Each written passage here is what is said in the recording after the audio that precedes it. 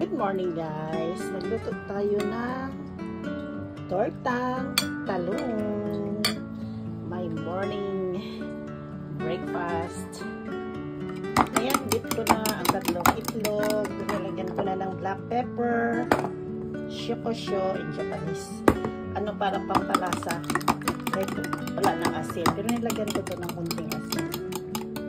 Ayan, so ayan, pinito ko muna siya. Pinito ko muna siya. Tapos ito ko natin ang itlog. Ito ang nangyayari siya. Mali yata, no?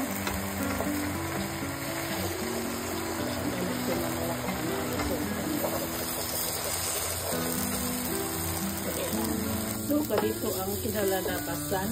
Ewan ko kung iba ito. Balik na rin natin, guys. So, this is it.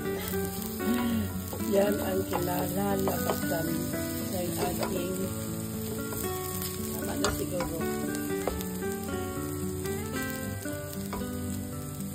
So, ito na ang kinalalagyan niya. Yay! Kainan na. This is it. The finished product. O, diba? Nilagyan ko lang siya ng decoration ng cucumber. Pwede na yan. Kainan na. Right. This is the finished product of my talong with egg. Kaya ayan, kainan na guys. Amaho ta guys. Itadakimasu. Sarap.